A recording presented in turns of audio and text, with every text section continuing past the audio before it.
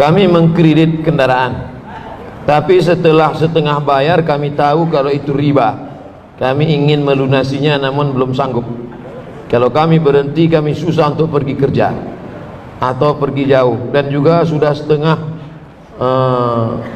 setengah dibayar. Apa yang harus kami lakukan? Kredit sepeda motor, buka HP sudah, tulis di Google itu Somad Morocco, SOMADMOROCCO, sudah, spasi kredit KREDIT, kredit, enter. Sudah terbuka? Nah, itu dia tulisannya. Itu dia, somadmorocco.blogspot.com. Tulisan ini sudah dibuat Abdul Somad 25 Agustus 2010. Berarti tulisan ini sudah berapa tahun? Udah 9 tahun. Kenapa tak kalian buka?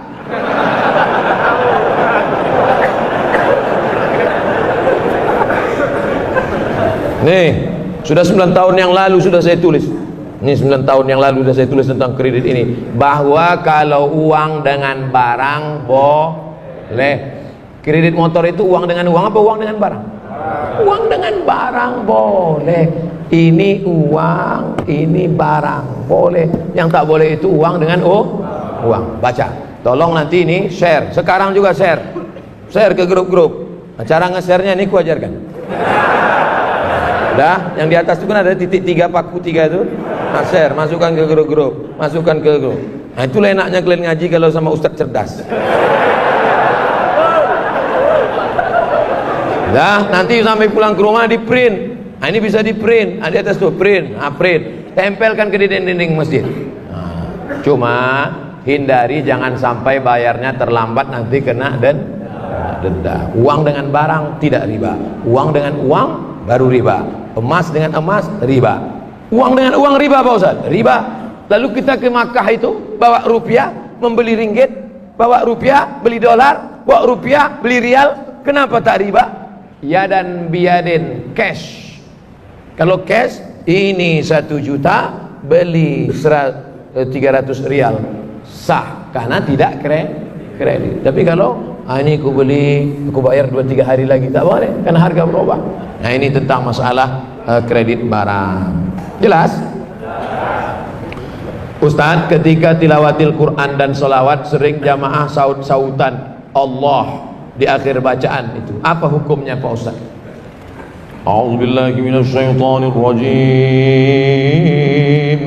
Allah, Bismillahirrahmanirrahim. Allah, inna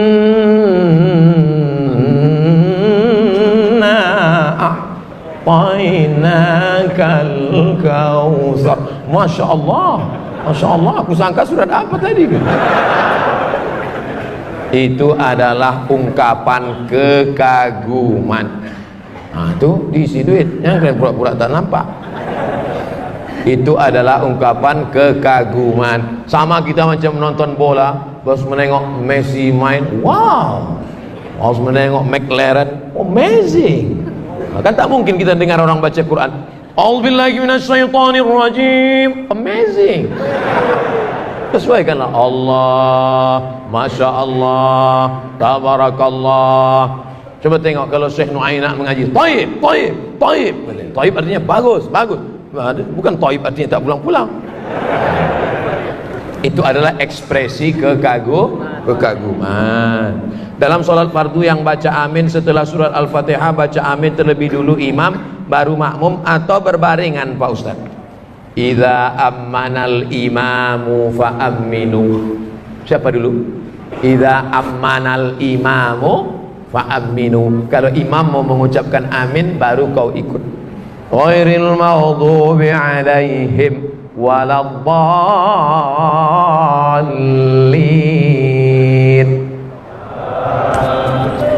Belum saya imam nih sekarang. Kita ulang lagi. Ghairil maghdubi alaihim waladdallin. Udah kedengar bunyi imam tuh baru. Ini banyak ini imam makmum sekarang main salib aja. Ghairil maghdubi alaihim waladdallin. Bunyi hadisnya idza ammanal imam, kalau imam mengucapkan amin fa aminu, maka makmum ikut. Kuat-kuat bacanya, karena setan paling takut, paling benci, orang kafir paling takut, paling benci mendengar amin. Amin, kabulkan ya Allah, buati amin. Ini banyak orang amin. Kok kenapa takut? Alah, kalian aja lah, aku malas. Mana bisa gitu, ikutlah kita. Ghairil maghdubi alaihim waladdallin. Amin. Ada pula satu makmum, ghairil maghdubi alaihim waladdallin. Bapak. Kok kau bilang bapak tadi? Rupanya dia masuk Islam, baru mu'alaf, nama mertuanya Amin. Segan dia nyebut Amin, bilangnya bapak. Apabila anak laki-laki bernazar jadi imam sholat jenazah bapaknya, tapi anak ada di Batam, ayahnya di Medan. Apabila orang tua meninggal dan anak terkendala perjalanan pulang, bagaimana bila nazar anak itu tak dapat dilaksanakan? Makanya sebelum bernazar pikir dulu. Oh, Ustadz menganggap kami orang Batam tak ada duit ya? Bukan masalah duit, bro. Saya tak jadi ke Anambas itu apakah karena duit? Kenapa? Asap. Iya, kalau bapak mau meninggal bulan April, kalau bulan-bulan jerebu nih, bulan-bulan asap ini, nah, makanya aku pesankan sama kalian kalau mau meninggal jangan musim asap. Tanya dulu sama orang yang bakar tuh, kapan kalian bakar? Oleh sebab itu maka nazar ini pikirkan baik-baik. Kadang orang ini enak aja mengumbar janji sebelum berbuat. Ustadz, kalau lulus anak saya PNS nanti saya bernazar mau membuatkan suatu WC untuk Masjid Bukit Indah. Begitu anaknya lulus, jangankan WC, batu bata pun tak ingat. Nah, bagaimana kalau tidak bisa dilaksanakan? Fakafaratuhu it'amu 'asharati masakin. Cara menebus nazar sama macam menebus sumpah. 1. Kasih makan 10 fakir miskin, atau kiswatuhum 10 pakaian, au tahriru raqabah, membebaskan budak hamba sahaya. Ini cara Islam menghapuskan hamba sahaya. Kalau engkau mau menghapuskan hamba sahaya, salah satunya adalah dengan cara menebus kafarat sumpah dan nazar. Kasih makan 10 fakir miskin, tak sanggup Pak Ustaz. Kasih 10 pakaian, tak sanggup juga Pak Ustaz. Bebaskan budak hamba sahaya, budak-budak Melayu yang ada Pak Ustaz. Budak hamba saya tak ada lagi Pak Ustaz. Yang terakhir, faman lam yajid, siapa yang tak sanggup, fasiyamu salasati ayyam, puasa 3 hari. Puasa 3 hari. Jangan bebankan diri yang kita tidak mampu. Karena tak mampu, kalau mau nazar yang kira-kira mampu. Saya nanti kalau begini saya akan puasa sunat. Itu bagus. Ustadz, saya mau tanya, di awal ceramah Ustadz mengatakan orang meninggal tidak baik, orang meninggal lama untuk dikuburkan. Bagaimana menurut Ustadz orang meninggal, seorang tokoh rakyat meninggalnya malam tapi dikuburkan esok siangnya, banyak proses upacaranya Pak Ustadz. Kalau aku baik, maka kalian menjumpakan aku dengan amal. Tapi kalau aku tak baik, maka kalian sudah melepaskan beban dari pundakmu. Aku Abdul Somad. Kalau aku mati, aku baik, cepat-cepat kalian kebumikan, itu mempercepat aku berjumpa dengan amalku.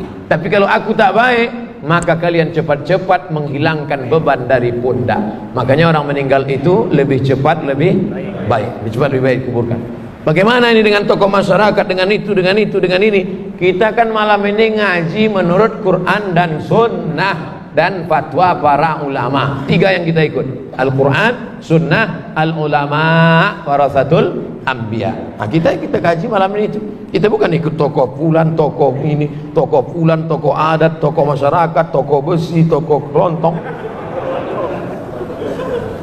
Apa hukumnya alat musik islami dan musik islami? Macam mana alat musik islami? Ini gitar yang buncitnya ke dalam islami gitu. Kalau gitarnya rata, ini gitar kafir gitu. Mana ada alat musik islami? Suling tak ada. Ini suling syariah, ini suling konvensional. Mana ada? Tak ada alat musik islami. Pokoknya al-ghina mithlul kalam. Musik lagu itu macam cakap. Kalau isinya baik, ya baik. Tapi kalau isinya tak baik, maka haram. Isinya baik. Rasul menyuruh kita menyantuni anak yatim. Bagus apa tak bagus? Bagus. Maka baik religi, mengingatkan pada mati. Nah, tapi kalau sudah mengajak pada bunuh diri, ngajak berzina, maka haram. Nauzubillah. Bagaimana cara masuk Universitas Al-Azhar Kairo Mesir, Pak Ustaz? Hafal Quran 3 juz, bahasa Arab, kursus dari sekarang, nanti 100 soal bahasa Arab. Setelah itu pula tesnya nanti sekitar bulan Juni, tapi pengumumannya bulan Mei sudah ada. Gimana cara mencarinya Pak Ustaz? Buka HP lagi. Dah, tulis di Google itu beasiswa Al-Azhar Kairo. Beasiswa Al-Azhar. Inilah payahnya masyarakat ini. Tinggal nulis ini pun tak tahu ya. Ini syarat beasiswa Al-Azhar Kairo, beasiswa santri Al-Azhar Kairo, beasiswa. Makanya belilah paket daftaran beasiswa. HP itu tak perlu mahal, yang penting cepat dia searchnya.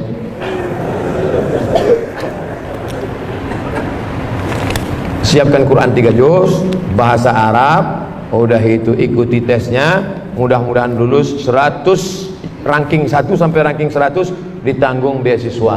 Yang 101 sampai berikutnya biaya orang tua. Tapi nanti bapak hanya tahun pertama itu aja ngirim duit. Biaya hidup di Mesir murah, $100 itu udah makan enak. $100 di tempat kita 1.400.000, baru uang kosnya aja. Di Mesir $100 udah makan cukup semua. 1 tahun pertama itu aja. Tahun kedua berusaha nanti cari beasiswa, IP-nya bagus. Saya tak tamat pesantren, madrasah aliyah. Tapi belajar selesai, tamat LC, habis itu ke Maroko MA, habis itu pulang, habis itu udah tua pun kuliah lagi. Sekarang saya masih mahasiswa semester 6. Saya seorang bapak, 3 orang anak. Mohon doa buat keberkahan keluarga saya. Nanti di akhir majelis kita sama-sama berdoa. Apakah ada hadis atau ayat Quran yang melarang anak-anak ke masjid sholat? Karena setiap dengar azan, anak saya yang bungsu selalu nangis minta ikut ke masjid. Tapi karena kurang ramahnya petugas masjid, terpaksa saya batasin. Ada enggak anak masjid? Nabi lama sujud sampai makmum di belakang heran, ini wahyu kok turun pas sujud. Setelah Nabi bangkit, barulah sahabat di belakang tahu, rupanya cucunya naik ke atas. Itu menunjukkan bahwa membawa anak kecil boleh, tapi cucu Nabi, tak macam cucu kita. Cucu Nabi itu tengoklah patuh, baik. Cucu awak macam hantu. Makanya ulama membagi anak kecil itu menjadi 3 level. Anak kecil itu menjadi 3 level. Pertama namanya sobi. Apa namanya? Sobi. Di atas sobi itu namanya mumayyiz. Di atas mumayyiz itu namanya amrod. Sobi 5 tahun, 4 tahun ke bawah. Ini tak bisa. Karena dia tak bisa membedakan mana kawan, mana lawan, mana makanan, mana kotoran. Tak bisa. Inilah umur 5 tahun ke bawah ini. Kalau kita gini kan, kita pula diginikannya. Tak bisa. Dari umur 5 mumayyiz, umur 5 sampai agak-agak mau akil balik, 5 ke 10. Ini mumayyiz. Mumayyiz. Nah, nanti kalau ayah sholat diam ya nak ya, diam ya. Jangan nganggur. Itu bisa. Diam ya. Ini mumayyiz. Bajunya Abdul Somad pula. Ini mumayyiz. Yang mumayyiz ini bisa. Nanti kita letakkan dia, kalau anak di sudut sana ya, mumayyiz bisa. Yang amrod ini, amrod artinya udah hampir tumbuh bulunya tapi masih halus, bulu janggutnya masih halus. Ini Anak-anak orang Arab itu tak macam kita. Orang kita kadang digosok pakai kemiri pun tak tumbuh-tumbuh. Dia udah hampir pertama akil balik. Adapun yang kecil tadi memang tidak. Karena itu nanti na'udzubillah. Kita letakkan dia di samping kita, dia pakai pampers, tiba-tiba dia buang air, itu putus sok. Kalau kita letakkan di tepi sana, dikacaunya pula bapak itu sebelah. Bapak itu sholat, dia pegang-pegang yang jari kecil bapak. Bapak itu silap isi palanya. Salah. Jadi yang bisa kita bawa tadi adalah yang mumayyiz. Adapun yang sudah mumayyiz, mungkin agak nakal-nakal dia sedikit, lari-lari dia lompat-lompat, maklum lah. Jangan dimarahi Pak. Jangan sampai ini ada nih pengurus-pengurusnya soal nengok anak kecil. Balik. Buat naik darah tinggi gua aja. Udahlah listrik naik, air mahal. Ayah kalian tak mau nyumbang, anaknya pula libur. Padahal 20 tahun akan datang mereka nilai yang akan memakmurkan masjid.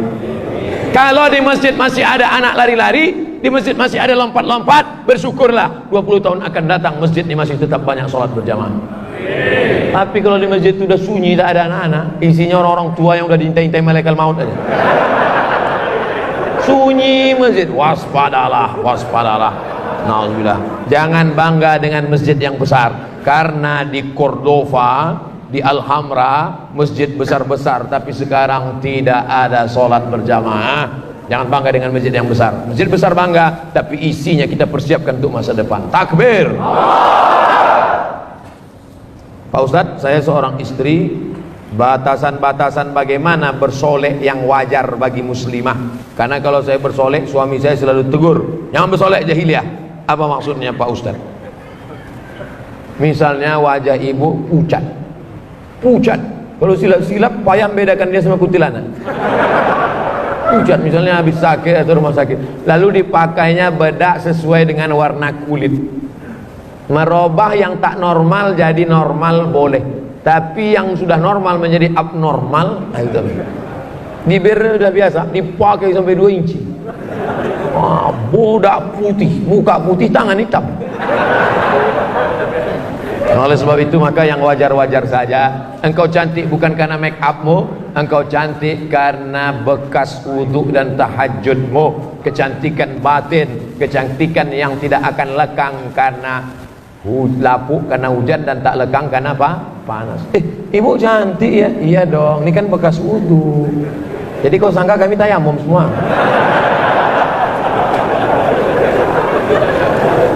Jangan bersolek-solek jahiliyah, karena sebenarnya orang yang bersolek itu adalah dimainkan setan. Wala udillannahum, kusesatkan mereka, wala umanniyannahum, kubuat mereka berangan-angan, berhalusinasi, berimajinasi. Aku yang paling cantik, aku yang paling mancung, aku yang paling putih, aku yang paling, padahal orang nengok biasa aja.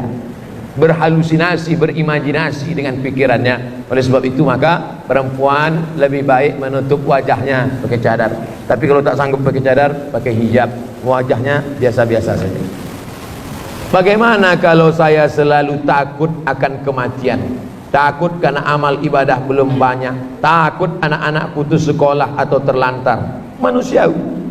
Takut mati karena amal belum banyak, maka perbanyak amal. Takut nanti kalau mati anak belum belajar agama, maka bawa anak masukkan pesantren.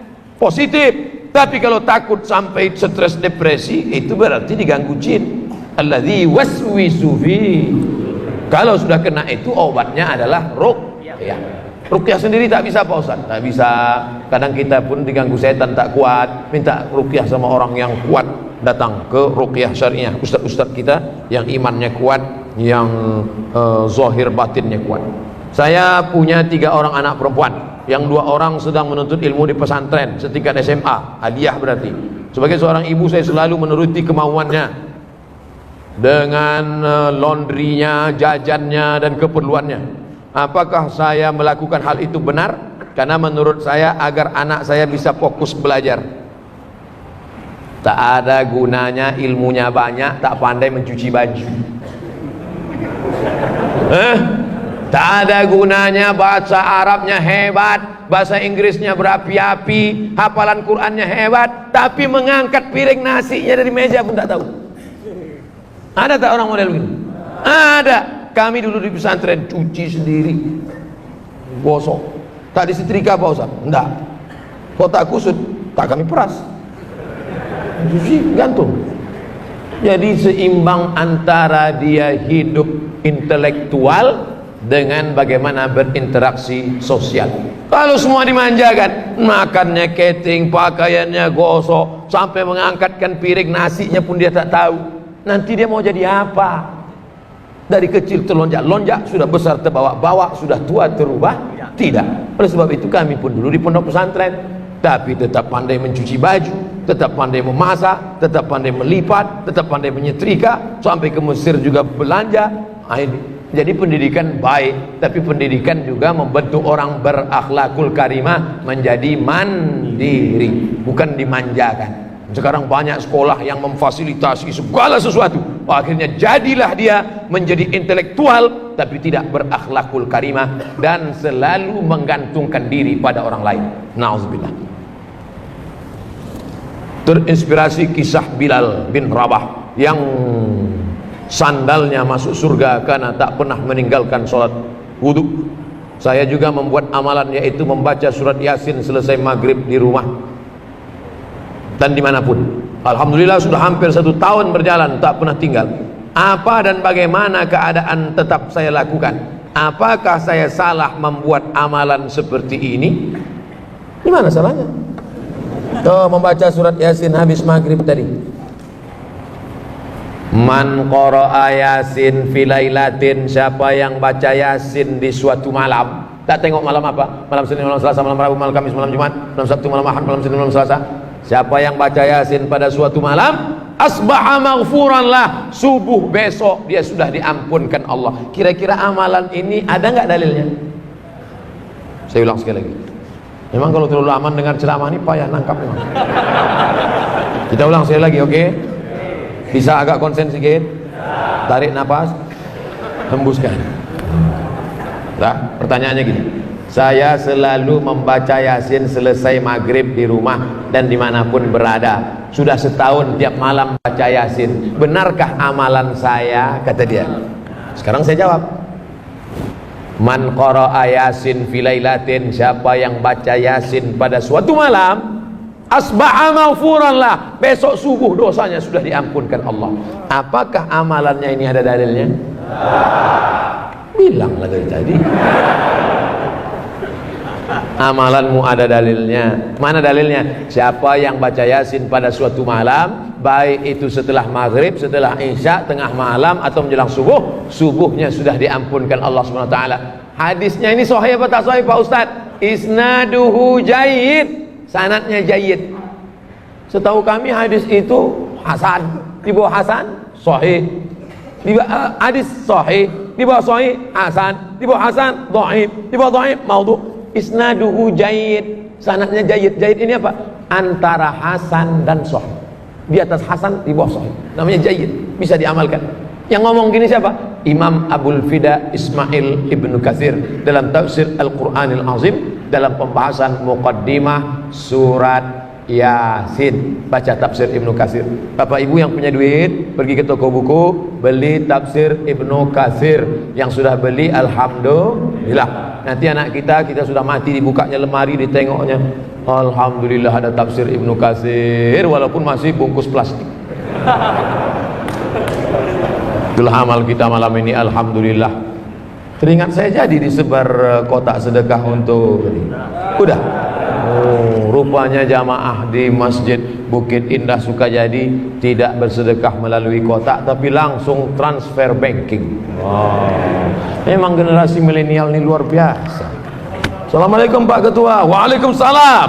Saya kemarin nggak ngisi, nggak apa-apa, langsung transfer banking. Laporannya sudah berapa? 20.000. Rupanya 20.000 dolar Singapura. Ya Allah, tabarakallah, ada bendera Singapura berkibar. Saudara yang dimuliakan Allah SWT, mudah-mudahan amal kita malam ini diterima Allah SWT. Ala hadhihi niyah wa kulli niyatin shalihah, untuk niat yang baik. Mudah-mudahan yang sudah bersedekah diberikan Allah balasan. Mudah-mudahan yang sakit diberikan Allah kesembuhan. Mudah-mudahan yang ujian diberikan Allah kelulusan. Dan yang terpenting kita istiqamah mati dalam husnul khatimah. Ala hadhihi niyyah wa kulli niyatin salihah. Al-Fatihah. أعوذ بالله من الشيطان الرجيم بسم الله الرحمن الرحيم الحمد لله رب العالمين الرحمن الرحيم مالك يوم الدين إياك نعبد وإياك نستعين اهدنا الصراط المستقيم صراط الذين أنعمت عليهم غير المغضوب عليهم ولا الضالين آمين. اللهم صل على سيدنا محمد وعلى آل سيدنا محمد. اللهم إنا نتوسل إليك بجاه نبيك محمد sallallahu alaihi wasallam wa bisirril Fatihah. Kami memohon kepada Engkau ya Allah dengan kemuliaan surat Al-Fatihah, dengan kemuliaan Nabi Muhammad sallallahu alaihi wasallam, antarzuqana rizqan halalan thayyiban mubarakan fi. Berikan kami rezeki yang halal berkah supaya kami bisa berinfak, berwakaf, bersedekah ya Allah. Allahumma barik lana fi arzaqina, berikan berkah pada rezeki kami. Wa barik lana fi auladina, berikan berkah pada